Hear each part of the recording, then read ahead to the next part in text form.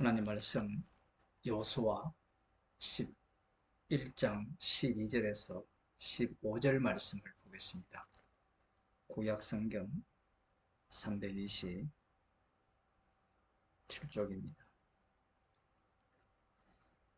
여호수아가 그 왕들의 모든 성읍과 그 모든 왕을 취하여 칼날로 쳐서 진멸하여 여호와의 종 모세에 명한 것과 같이 하였으되 여호수아가 핫솔만 불살랐고 산 위에 건축된 성읍들은 이스라엘이 불사르지 아니하였으며 이 성읍들의 모든 재물과 가축은 이스라엘 자손들이 탈취하고 모든 사람은 칼날로 쳐서 진멸하여 호흡이 있는 자는 하나도 남기지 아니하였으니 여호와께서 그 종 모세에게 명하신 것을 모세는 여호수아에게 명하였고 여호수아는 그대로 행하여 여호와께서 무릇 모세에게 명하신 것을 하나도 행치 아니한 것이 없었더라.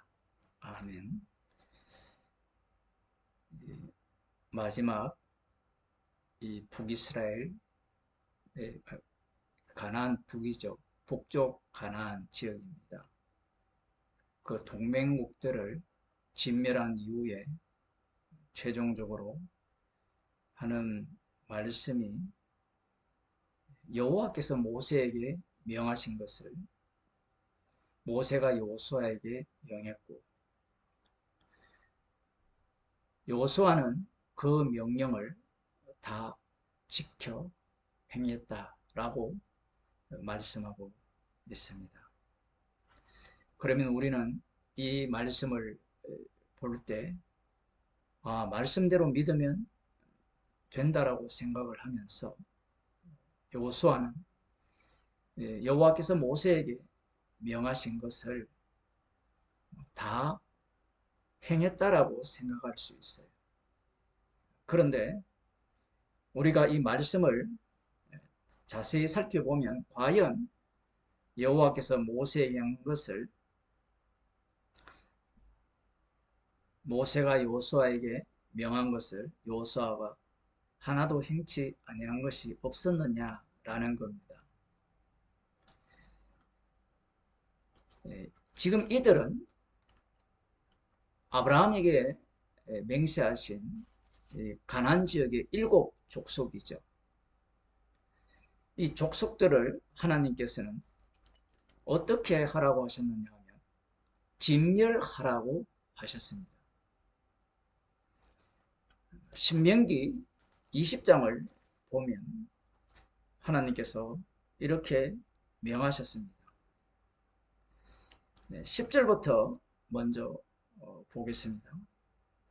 네가 어떤 성읍으로 나아가서 치려할 때에 그 성에 먼저 평화를 선언하라. 지금 이 말씀은 이 가나안 지역에 있는 자들을 진멸하는 것이 아니라 7 족속 외에 가나안 땅에 있는 자들 외에 다른 민족들을 칠 때 하신 말씀이에요. 이 말씀이 15절까지 나오는데요. 11절에 보면 그 성읍이 만일 평화하기로 희답하고 너를 향하여 성문을 열거든 그 온 거민으로 네게 공을 바치고 너를 섬기게 할 것이요. 기본 거민들이 어쩌면 이 정보를 갖고 있었을지도 모르겠습니다만 어찌되었든 이 먼 지역에 있는 민족에 대해서는 평화를 선포하고 그들이 만일에 성문을 열면 공을 바치게 하고 너를 섬기게 하라 이렇게 명하셨습니다. 12절 만일 너와 평화하기를 싫어하고 너를 대적하여 싸우려 하거든 너는 그 성읍을 애워서 할 것이며 내 하나님 여호와께서 그 성읍을 네 손에 붙이시거든 너는 칼날로 그 속의 남자를 다 쳐 죽이고 오직 여자들과 유아들과 육축과 무릇 그 성중에서 네가 탈취한 모든 것은 내 것이니 취하라. 네가 대적에게서 탈취한 것은 내 하나님 여호와께서 네게 주신 것인즉 너는 그것을 누릴지니라. 네가 네게서 멀리 떠난 성읍을 곧 이 민족들에게 속하지 아니한 성읍들에게는 이같이 행하려니와. 일곱 족속 외에는 전리품을 취할 수 있습니다. 하지만 남자들은 다 죽이라고 하셨어요. 하지만 이 일곱 족속에 대해서는 어떻게 하라고 하시느냐 하면 16절부터 보겠습니다. 오직 내 하나님 여호와께서 네게 기업으로 주시는 이 민족들의 성읍에서는 호흡 있는 자를 하나도 살리지 말지니 곧 헷 족속과 아모리 족속과 가나안 족속과 브리스 족속과 히위 족속과 여부스 족속을 네가 진멸하되 내 하나님 여호와께서 네게 명하신 대로 하라. 이는 그들이 그 신들에게 행하는 모든 가증한 일로 너희에게 가르쳐 본받게 하여 너희로 너희의 하나님 여호와께 범죄케 할까 함이니라. 신명기 7장에서도 진멸하라고 말씀하셨습니다. 이 가나안 일곱 족속에 대해서는 진멸하라는 겁니다. 하지만 일곱 족속 외에 먼 곳에 있는 민족들에 대해서는 화평을 청할 수도 있고 그들이 싸움을 걸어오면 남자들만 죽이고 전리품을 취할 수 있다고 말씀하셨어요. 그런데 우리가 여호수아를 보면 어떻습니까? 처음 여리고 전쟁을 보게 되면 진멸 전쟁입니다. 그런데 처음부터 뭔가 어긋나기 시작하죠. 신명기 말씀에 의하면 이 기생라합 집안도 진멸당해야 됩니다. 그런데 기생라합 집안이 어떻게 구원을 받습니까? 이 정탐꾼 때문에 구원을 받아요. 정탐꾼을 보내라고 하나님께서 명하시지 않았거든요. 이 하나님의 율법에 예외 조항이 발생을 했습니다. 이와 달리 하나님께서는 이 금은과 동철은 여호와께 드리고 나머지는 모두를 진멸하고 불사르라 명하셨고 그래서 불살랐습니다. 여기에서도 조금 뭔가 다른 지점이 발생하죠. 금은과 동철 물론 그것을 진멸 안에 포함할 수 있습니다. 여호와의 곳간으로 드리는 것은.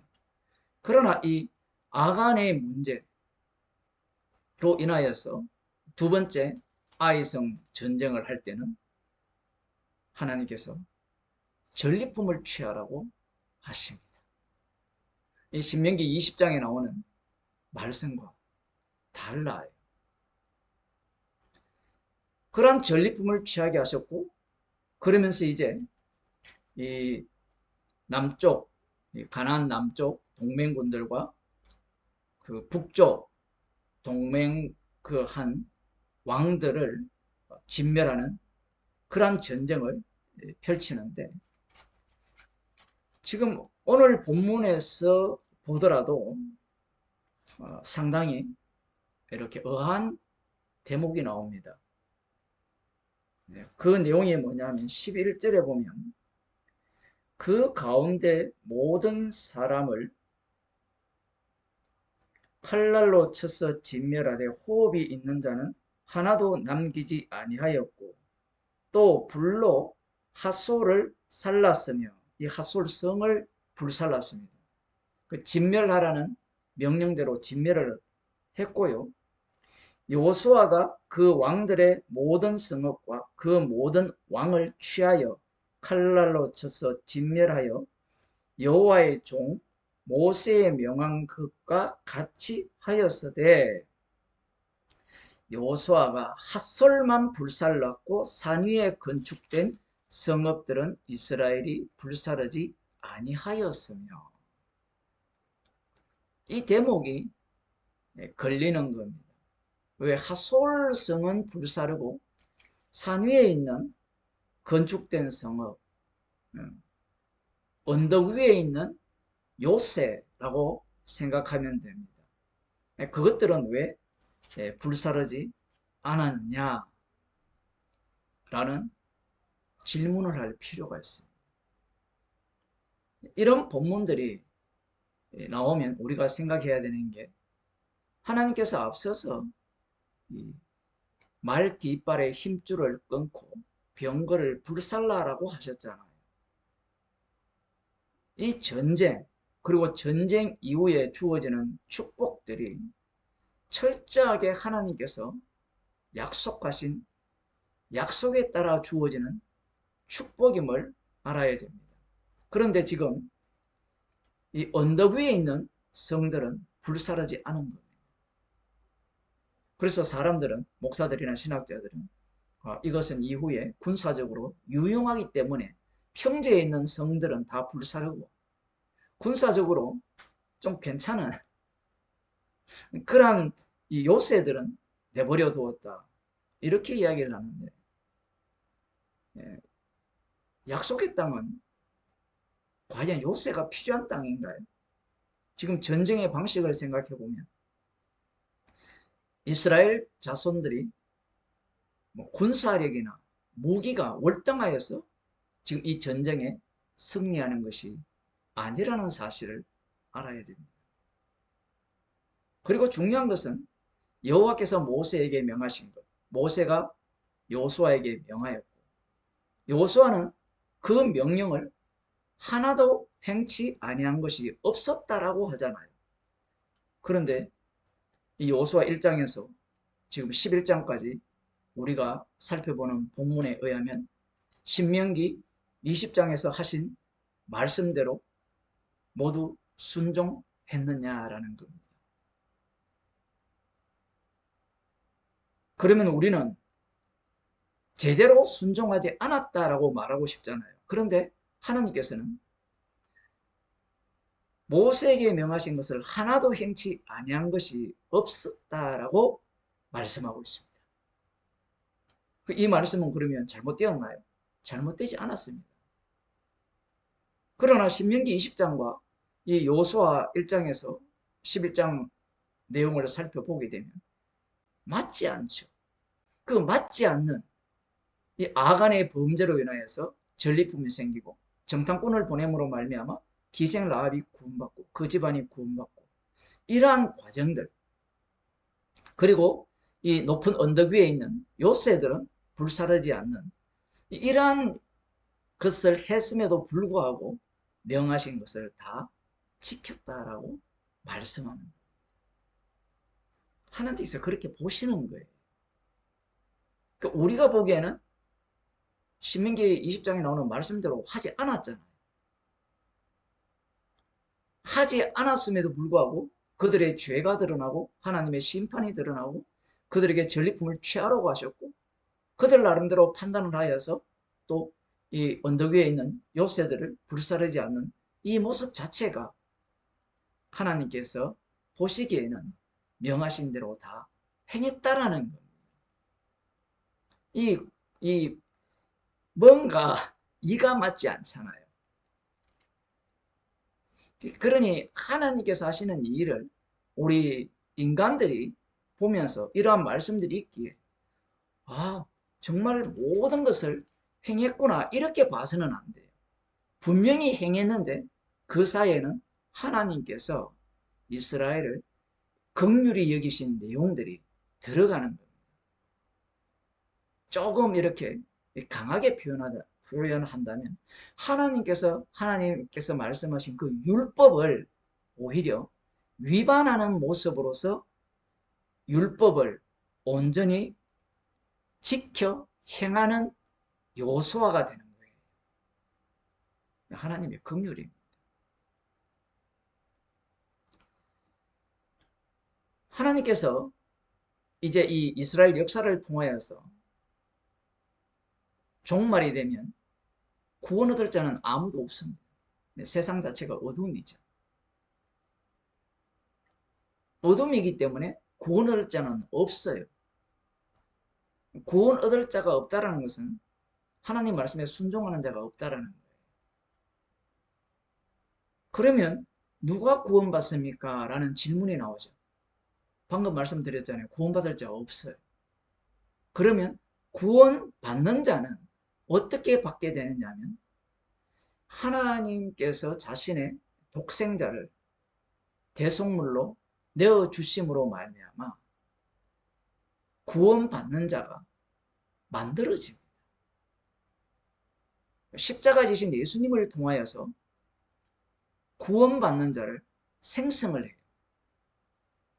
그 십자가 지신 분이 지옥 보내는 자를 만듭니다. 예수님에 의해서 천국 갈 자와 지옥 갈 자가 생성이 되죠. 확정이 되는 겁니다. 성도는 십자가이신 그리스도 안에 거하게 되죠. 그리스도 안에 거하기 때문에 그 피로 말미암아 구원을 받아요. 성도가 무엇을 행했기 때문에, 온전히 순종했기 때문에 구원을 받는 것이 아니라 십자가에서 예수님이 홀로 다 이루셨기에 그 이루심을 증거하기 위하여서 성도에게 구원이 임한 겁니다. 그래서 구원받은 성도는 십자가의 증인으로 살아가요.